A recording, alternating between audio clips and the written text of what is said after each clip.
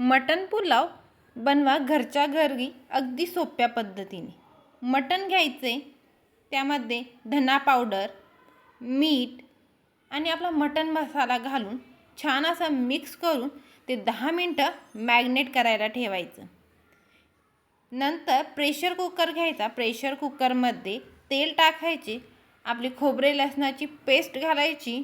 Paste चांगली परतल्यानंतर त्यामध्ये हळद घालून आपण जे काही मॅग्नेट केलेलं मटण आहे ते घालायचे।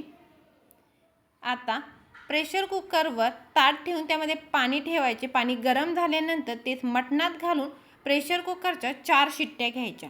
आता दही घेऊया। दहीमध्ये लाल तिखट, बिर्याणी मसाला, मटण मसाला आणि गरम मसाला घालून छान असा फेटवून घेऊया। आता हंडीमध्ये तेल टाकूया, त्यामध्ये खडे मसाले घालूया।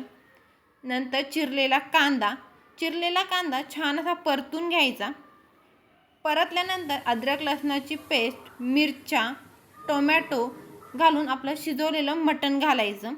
थोड्या वेळ परतून घ्यायचं। त्यानंतर आपण दह्यामध्ये जे मसाले मिक्स केले ते घालून थोडं शिजून घ्यायचं।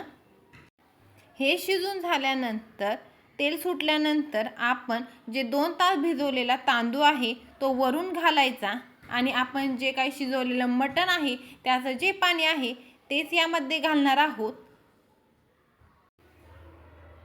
पाणी घातल्यानंतर आपला भात शिजूस्तोपर्यंत झाकण ठेवायचे। आपली बिर्याणी किंवा पुलाव तयार। तुम्हीही नक्की ट्राय करा आणि जर रेसिपी आवडली असेल तर चॅनलला सबस्क्राईब करायला विसरू नका।